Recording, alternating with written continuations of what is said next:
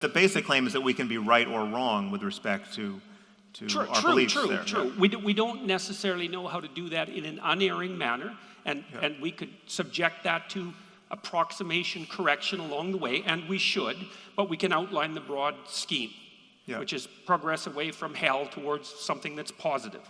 Yes. Yes. Okay, so I would say that there's an implicit claim in that you should sacrifice everything in you that isn't serving that to that. And I would say that that's essentially the same claim that's made in Christianity. Well, again, that is I understand the impulse to up-level these barbaric, ignorance-derived beliefs, right, to something that is morally, that is interesting and palatable in the current context. And I understand you can do that.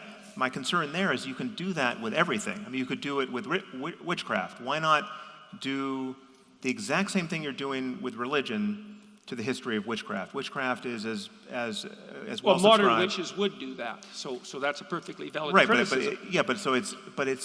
That should be of concern. I mean, there are reasons why we don't want to endorse modern witchcraft, right? Look, absolutely. And so one of your But I mean, I'm not talking. And modern witchcraft currently exists. I mean, you go to Africa, people are hunting albinos for their body parts because they believe in sympathetic magic, and kids get killed as witches. So this belief endures in certain pockets of humanity, and we're right to. I mean, I just think at a certain point you have to acknowledge that some ideas are not only wrong, but their effects are disastrous, or have been disastrous, or will likely be, even if good in certain circumstances, will likely be disastrous in the future.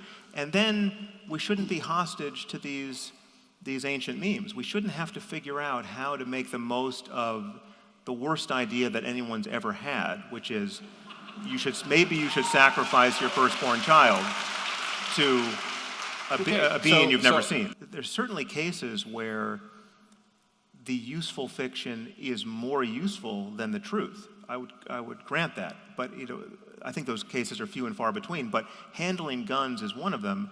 It's just not useful when the casino opens across the street and you can place $1 million bet, right? Then you want to have some purchase on the literal truth. So you want to be able to, and again, this is psychologically interesting because.